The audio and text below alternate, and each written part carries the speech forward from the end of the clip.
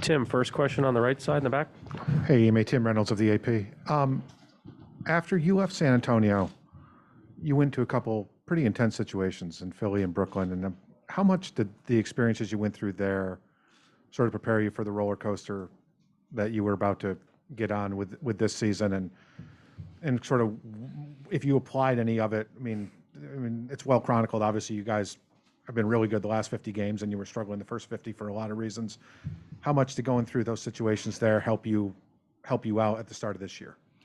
Yeah, I've stated quite a number of times how beneficial it was to get out of San Antonio and kind of get back to the real NBA. And, I think 7 years in San Antonio and the foundation and the base of who I am as a coach and who I was as a player was beneficial. But to leave for those 2 years was probably just as much, or if not more invaluable for my preparation to be a head coach, due to a lot of reasons. Some situations, obviously, in Philadelphia with winning on the line and getting fired after that.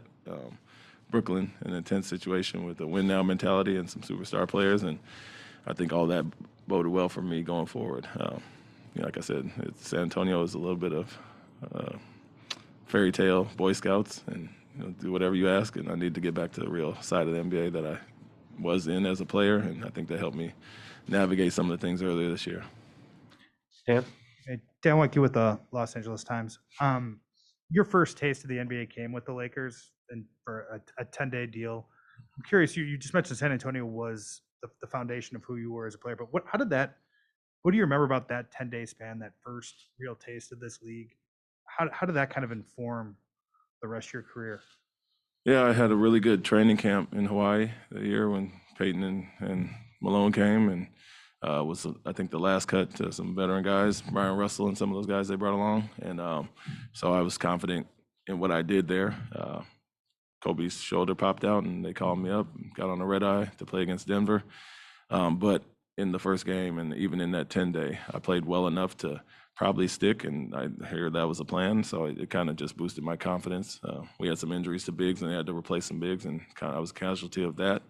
But it just more so than anything built up my confidence of what I had been doing in preparation to play in the league and kind of give me that fire to get back there. And so LA's always been a special place to me, being from a West Coast, being from Portland originally, and the first place I played and first taste of the NBA, and kind of, like I said, motivated me and drove me to get back.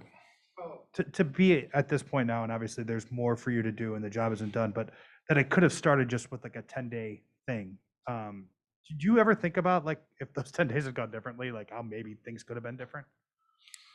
No, I don't. I never look at it like that. I figure whatever route I've taken, it was going to start somewhere. That was my belief in myself. And so if it wasn't LA, it would have been somewhere else. I had a few call-ups that fell through on the way, so I was very close for a while. And even going back to my Portland stint, what kind of kick-started me in the league full-time. There were ups and downs along the way, and if not for that situation, I was going to kick the door down at some point, regardless. Back left. Chelsea McDonald with WHDH in Boston. So much has been said about experience coming into the NBA Finals. The Warriors are making their 6th Finals appearance since in the past 8 seasons, while no player on your team has competed on this stage. How much does experience really matter once you compete in the NBA Finals, though? I think once you get out of the initial media circus and the intensity and how everything is much more exaggerated, obviously it's not much different when you get on the court. We have guys that are young but have been through a few Eastern Conference Finals already, and then our path this year, 2 Game 7s and playing some high-level teams and taking a tough route. I think that's prepared us more than anything. I coached in 2 finals my first 2 years in the league, got to a Western Conference Final as a player myself, and then we've had other coaches who have been through it and won championships as well. And so we can kind of give our advice on what's to come. But once we get out there, I think what's really been good about our group is they're not caught up in the moment. The Game 7s, playing on the road, you see our record. And more so than anything, it's just basketball. At the end of the day, that's what we try to stress. And I think that's the benefit of our group being so young and approaching it that way. Jeff, the middle. Jeff Zilgate, USA Today. Ime, when you interviewed for the job, what were the conversations with Brad like? And maybe as you are here today, What are some of the important aspects of your relationship with Brad that, allowed some of this to happen?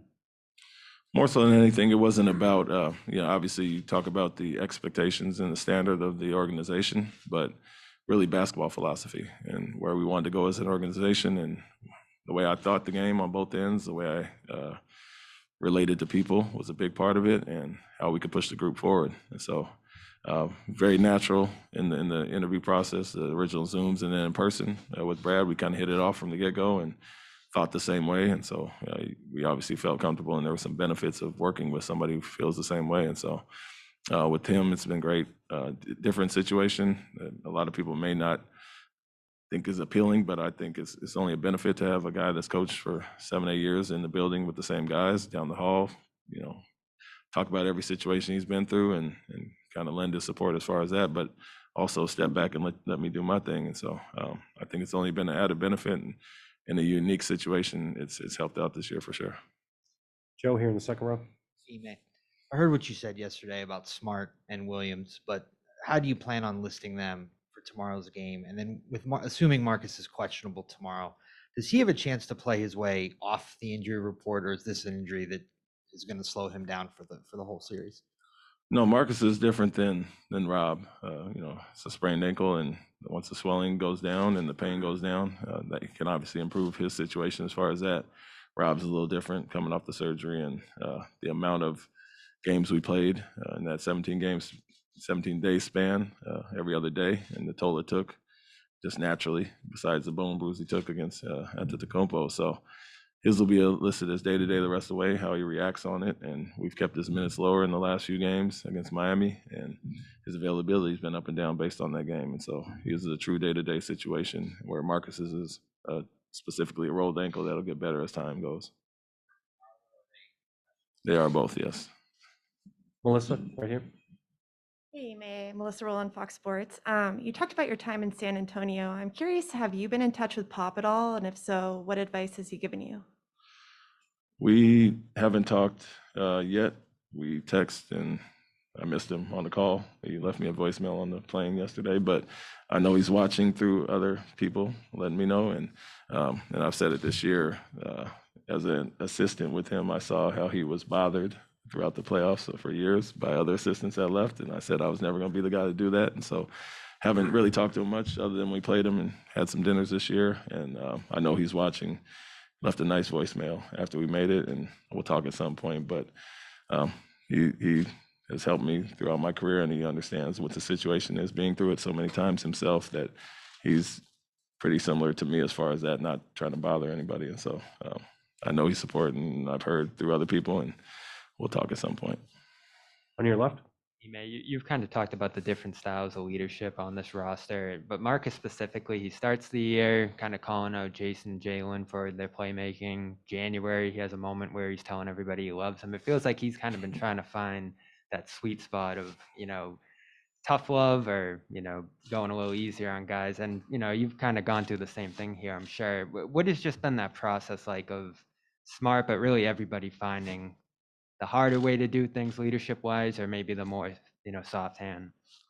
Well, guys are who they are, and Marcus is emotional as a player, and the things he says and the way he plays and wears it on his sleeve. So he may go about it a different way than others, but he is who he is, and we encourage guys to speak up. And the thing about the Chicago game was that nothing said publicly had not been said privately, and so although it may rub some people wrong because it was said publicly, it was something that we were working on behind the scenes every day in film sessions, one-on-one sessions, and we all understood the areas we needed to improve. So that was what it was, and we moved past that pretty quickly. But Marcus, as well as the others, their leadership and being vocal has been invaluable to the group. Him and Al are the more vocal too, but Jason and Jaylen have really grown in that area and do it their own way. And so we love them for who they are and let them be who they are. And I think that mix of leadership and different styles benefits our team. Thank you, Coach. All right. Thank you.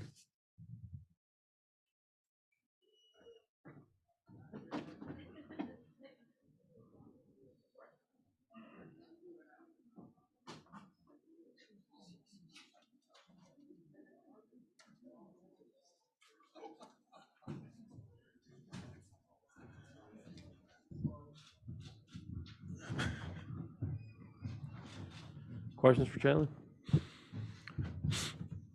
Over on your left. Hey, Jaylen, was just talking to Ime about Marcus's leadership on this team, and he's obviously kind of put himself in that leadership position since, you got here, and really everyone's gotten here on this team. Have you just kind of seen him evolve as a leader? I know sometimes he can get into you guys, sometimes he's telling you guys he loves you. Just, what's the sweet spot he's found as a leader here, you think? I think that we all just got comfortable with each other through experience. We've been playing together so long, so you learn each other's tendencies and each other's traits and how to talk and how to speak to each other and how to, basically just be a better teammate. And I think that has been probably the biggest contribution because over time you learn, you make mistakes, you argue, you fuss, you fight, but once you've been together for so long with a group, with a core group, and you've been in the Celtics organization as long as Smart has been, you find different ways to be an example, and I think that's what he's done. Tim on this right. Hey, Jaylen, Tim Reynolds with the AP. It was as recently as the bubble season. There were only 7 black head coaches in the league, and Darvin's hiring makes it 15, which is the most ever at one time. I'm curious, everybody in the bubble from Adam Silver right on down the line said change was going to have to happen. And the league, the hiring has reflected some changes in some thinking or some evolutions in some thinking. I'm curious how much that matters to you and how much you think that matters to players as a collective.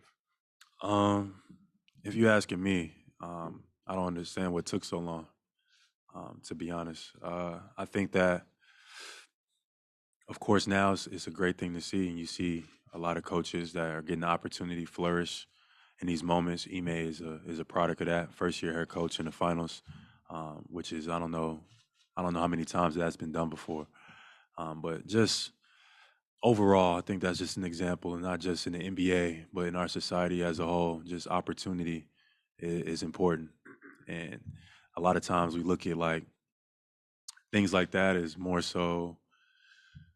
What's the words I'm looking for?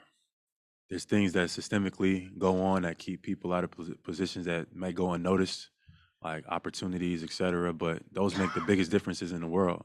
Not being able to go to school, not be able to get in school, not be able to get jobs, not be able to get houses, not be able to do things that, you should have the right to do, obviously is important. So, of course, this is the NBA, and we're talking about that. And so, but I think that can be related to a grand scheme of things that kind of goes on in America. Adam in the back. What I think you were like in high school when these guys made the finals for the first time. What stood out to you, like watching? You see a group of guys in their 20s, like you are now, with this team, making that run and then sustaining it over all these years. What kind of stuck out to you? And what kind of almost blueprint do you think that possibly could be for you guys? One, just watching those guys first was like, pretty cool to see. Between Steph, Clay, and Draymond, they're probably the most winningest basketball players in this last 10 years era. So watching, learning, studying, being here at Cal, at Berkeley, going to a lot of games, being on the floor. Nick Kerr was my teammate, which was Steve Kerr's son. So long before I got to the NBA, or before I got to the NBA, I got to talk to those guys, et cetera. So coming into the league, just knowing that I wanted to be in that position, knowing I wanted to build, that type of locker room environment that, you can sustain winning. And luckily, we've able to found some recent success, being able to go to conference finals and finally being able to get over the hump and making it to the finals. So I'm excited about the future. Gary on your left. Reports that you signed with Kanye West's company, and can you confirm that? And you don't do anything without seriously thinking about it. So what goes into that, and how does that help your brand? How does that help you overall? It's confirmed, and it was time. For me, like I said, anytime I'm making a life decision, I contemplate, I think about things deeply, and from what I want to do, the missions I want to get accomplished, it was the right decision. People have concerns or critiques about et cetera, but in the world we live in, there's concerns and critiques about any and everything. I feel like this is a good moment for me in my particular life, and I'm excited to build and create and do things that I've always imagined I wanted to do on the court and off. So I think it's a beautiful collaboration, and I'm excited. Jeff in the middle. Jeff Zilgett, USA Today. Jaylen, the other night, Jason referenced how people had mentioned that maybe it was a good idea to split, Jaylen and Jason and maybe trade one of them. And Jason had mentioned that instead of fracturing, you guys became closer. I wanted to know how that happened and what about both of your personalities allowed it to happen? To be honest, I'm not really sure. I think that we've been able to win in our career, before. Last year, obviously things didn't work out, et cetera, for other reasons. But this year, I didn't feel like it was because of the way we played basketball. I just think that they didn't come together at the right time. Like early on in the season, I was injured. I missed about 15 games. And, the narrative isn't going to say that. They're just going to say that you guys lost. It doesn't matter what the excuse is. We had a first-year head coach. We were trying to figure it out. And, we play in a city that it has no patience or for any excuses. So we didn't make any. But, as things started to come together, we got healthier. We made a couple moves in the front office that were, vital for us. And things started to fall in line. And I think that's what, if you ask me, that's what I believe. But you ask somebody else, they might say something different. Last one right here. Jaylen, to kind of follow up on that, you guys were close in the playoffs the last couple of years, but like, do playoff shortcomings over multiple seasons like that, does it make you question anything you're doing? Does it make you change, I don't know, maybe how you work out, work ethic, stuff like that, or does it make you question anything like that? No, I don't think so. I've always had unwavering faith, even in the midst of situations that look like, like things are about to go in a direction that nobody wants to go in. I've always had faith that, in this group, in this organization, and in myself, that we'll be all right. So in those moments where we lost, I knew that we had so much to learn. I knew that I had so much to learn. So if anything, it was more encouraging to learn from my mistakes, to get better for the next year. I didn't have any time to question myself or question, what was in front of me, because my belief was so strong. So early in my career, I mean, I'm 5-6 years in, I haven't done too much questioning about anything really. Thank you. Thanks, Jaylen. You're good. Well, thank you. Thank you, Brandon.